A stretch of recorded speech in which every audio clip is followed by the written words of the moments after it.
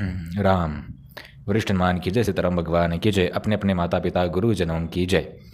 एक सवाल आया था जो वरिष्ठ मान के भक्त थे, उन्होंने पूछा कि जब भी हम गुरु मंत्र का जाप करते हैं या फिर किसी और मंत्र का भी जाप करते हैं तो नींद आती है और आलस्य आता है। कुछ मिनट बाद इतनी नींद आती है कि हम सो भी जाते हैं, उबासी आती है, थकान महसूस होती है। ऐसा क्यों होता है?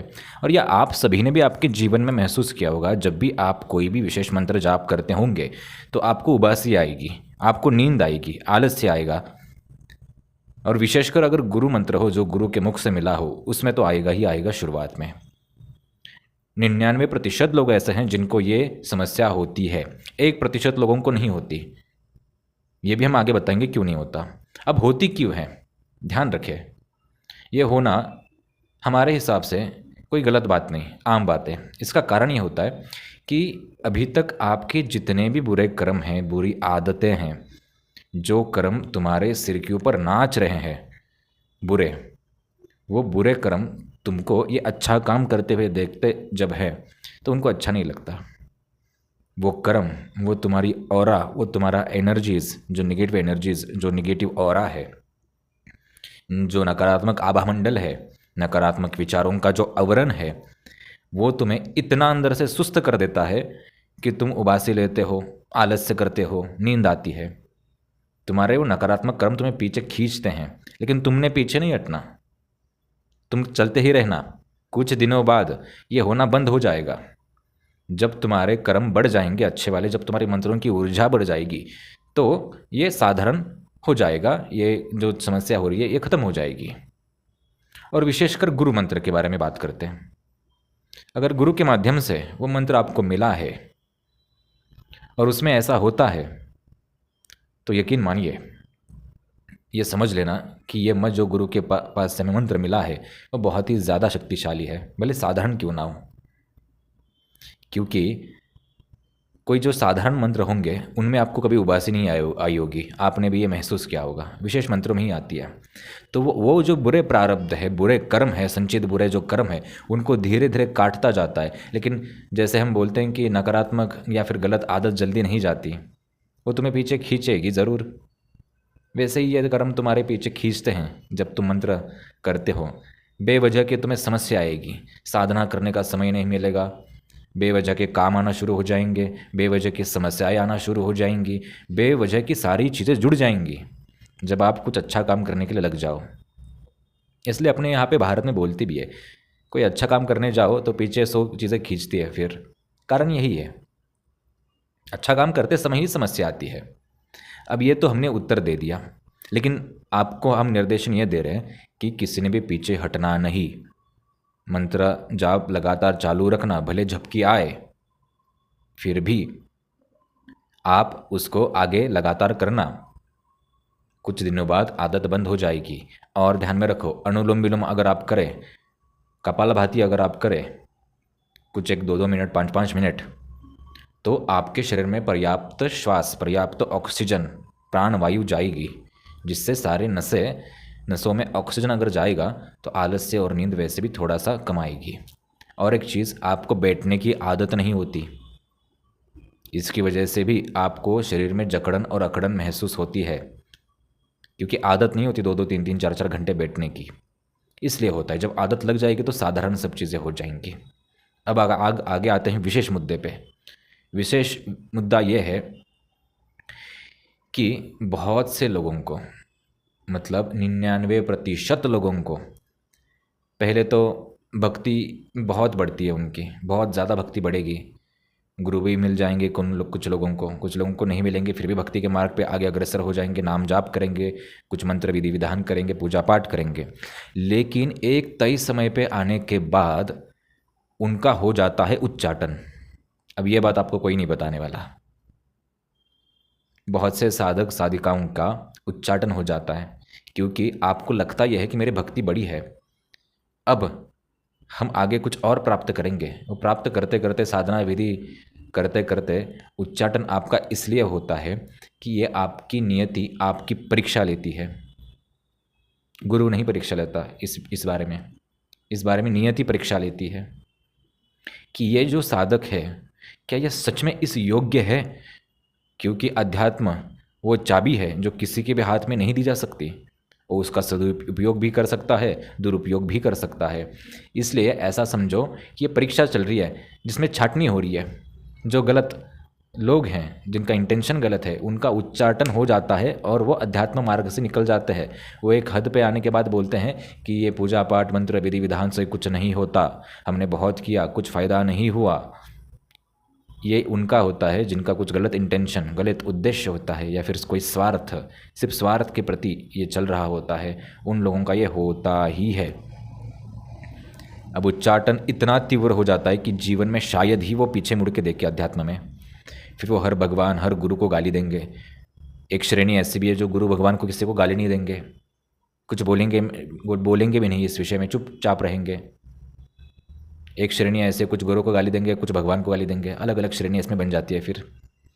तो जो भी वरिष्ठ सम्मान से जुड़े हैं, ये हमने आपको बहुत महत्वपूर्ण बात बताई। एक तय समय पे आने के बाद आपका भी उच्चाटन होना शुरू हो जाएगा कि ये गुरु किस काम का, ये भगवान किस काम के। हमारे जीवन में तो समस्याएं वैसी की वैसी ही है, हमारा तो ये नहीं हो रहा है, हमारी शादी इतनी भी साधारण से भी इच्छा पूर्ति नहीं हो पा रही है, हमारी समस्याओं में कमी नहीं आ रही है, समस्याएं बढ़ती जा रही है, फिर किस काम की ये सब चीज़ें। ऐसा अगर आप सोचेंगे और गुरु को भगवान को गाली देंगे, कुछ लोग गाली नहीं देंगे, सिर्फ मन ही मन सोचेंगे ज़रूर, फिर भी ये ध्यान में रखना आपकी भक्ति को कम करेगा, आपको कहीं ना कहीं आपके आभा मंडल को क्षति पहुंचाएगा।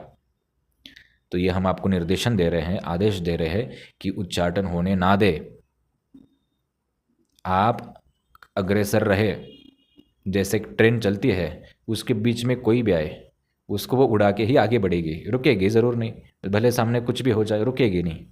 वैसे आप भी अध्यात्म में या फिर आपके जीवन में, आपके लक्ष्य पे अगर आप वैसे चलते रहेंगे तो हमें लगता है शायद रास्ता आसान हो जाएगा। तो ये उच्चाटन वाला जो भाग है, उच्चाटन मतलब मन का उचट जाना, मन वो नहीं करना, आपका वापस पूजा पाठ में मन नहीं जाना, ये हम आपको बोल रहे हैं। तो ये छोटी छोटी बातें आपको बहुत काम आने वाली है। और स्वार्थ के प्रति और गलत इंटेंशन के साथ कोई भी पूजा पाठ करेंगे तो वो पूर्ति नहीं होगी। हाँ, संकल्प होते हैं कि मैं इस इच्छा की पूर्ति के लिए ये विधि विधान करने जा रहा हूँ, वो संकल्प अलग बात होती है, वो गुरु से प्राप्त किया जाता है। उन संकल्पों में भी यही होता है, उच्चाटन होगा, आलस आएगा, उबासी आएगा, सब होगा, दुनिया भर की सारी चीज़ें हो जाएंगी, दुनिया भर की सारी चीज़ें जुट जाएंगी आपको रोकने के लिए, ये सब करने के लिए।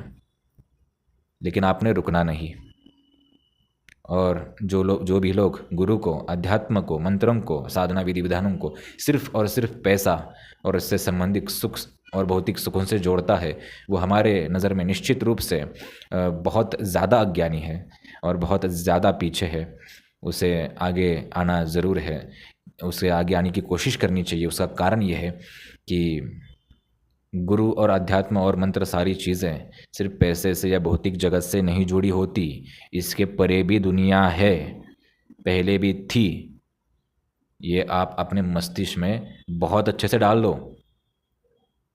तो आशा करता हूँ कि ये जो हमने कुछ बातें बताई ये आपको बहुत अच्छी लगी होंगी। दिवाली आ रही है, दिवाली की तैयारी करें और घर में आनंद उत्सव मनाए ज़रूर। इनका उनका किसी का ना सुने, प्रदूषण होता है, ये होता है, ये सब दिवाली पे ही इन लोगों को आत्मा जागृत होती है इन लोगों की। तो कृपा करके ऐसे लोगों की आत्मा जो जागृत हुई है, उनकी आत्मा को मन ही मन शांति प्रदान करे 2 मिनट के लिए और अपना दिवाली मनाए बहुत धूम धड़ाके से। और वरिष्ठ सम्मान में जिनको आना है, हर रविवार 12 बजे आ सकते हैं। संपूर्णतः निःशुल्क यह दरबार होता है। पहले या बाद में कोई पैसा नहीं लिया जाता, मांगा नहीं जाता, कोई विधि विधान यहाँ पे नहीं बताया जाता, कोई खर्च हवन होम ये कुछ भी नहीं बताया जाता। यहाँ पे सिर्फ आपकी समस्याओं का समाधान बताया जाता है, हनुमान जी के माध्यम से, राम जी के माध्यम से, उनके नाम के प्रताप से, मंत्रों के प्रताप से। तो यहाँ पे जितने भी लोग आए, कोई खाली हाथ नहीं गया। जिसकी श्रद्धा संपूर्ण थी, जिसने नियम पालन किए, मांस मदिरा का त्याग किया, कोई खाली हाथ नहीं गया। सबकी इच्छाएं पूर्ति हो गई, विकट से विकट कार्य पूरे हुए, सिर्फ विश्वास, श्रद्धा से और लगन से। आपकी भी हो जाएंगी। तो जिनको भी आना है, वरिष्ठ सम्मान आ सकते हैं रविवार 12 बजे से पहले आपको 10 मिनट यहाँ पे पहुँचना अनिवार्य है। रविवार 12 बजे से 10 मिनट पहले, भले शिष्य हो, पुराने हो, नए हो, सबको ये अनिवार्य है। वीआईपी ना बने कि 12 बजे के बाद आए नहीं, आराम से 1-2 बजे आएंगे, कोई चिंता नहीं, ना ऐसा ना करे। तो आशा करता हूँ ये समझा होगा। हाँ, रूबी हॉल मेट्रो स्टेशन के पास ये स्थान है। पुणे रेलवे स्टेशन से 2 मिनट की दूरी है, चल के आप आ सकते हैं पुणे रेलवे स्टेशन से। और नीचे नंबर दिया है व्हाट्सअप का, कॉलिंग का, आप उस पर जानकारी ले सकते हैं। पूरा पता आपको व्हाट्सअप पे भेज दिया जाएगा। व्हाट्सअप पे मैसेज करें, आपका नाम और स्थान, आपको पूरा पता भेज दिया जाएगा। कुछ लोगों को आना संभव नहीं होता, तो हम कोशिश करते हैं कि यही से उनका मार्गदर्शन करने की कोशिश हम करते हैं। सभी का संभव नहीं हो पाता, ये भी सबने ध्यान में रखना। तो जिनको भी आना है आ सकते हैं, निःशुल्क है। स्वेच्छा से अगर दान करना चाहे तो कर सकते हैं, क्योंकि आगे भविष्य में मंदिर और आश्रम बनने जा रहा है, तो उसमें सहयोग सबका आवश्यक लगेगा। तो आशा करता हूँ ये जानकारी आपको बहुत अच्छी लगी होगी। मेहंदीपुर बालाजी जैसा है वैसा ही ये है, बल्कि यहाँ पे आपको बताने से ज़्यादा हम जो हमें काम करना होता है उस पर ज़्यादा विश्वास रखते हैं। आप पूछेंगे हमारे ऊपर किसने क्रिया की, बताओ, हम नहीं बताते।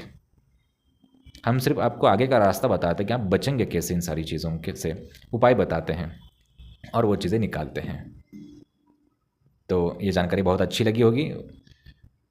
राम नाम जपते रहे, गुरु का स्मरण करते रहे, माता पिता का स्मरण करते रहे, सनातन धर्म का गौरव बढ़ाते रहे, वैष्णवों का त्याग करें, दिवाली जोरों शोरों से मनाए। जिनको तकलीफ़ होती है उन 2 मिनट उनकी आत्मा को शांति प्रदान करे, खड़े रह के अपने स्थान पे, और दिवाली बहुत जोरों शोरों से मनाए। राम वरिष्ठ हनुमान की जय।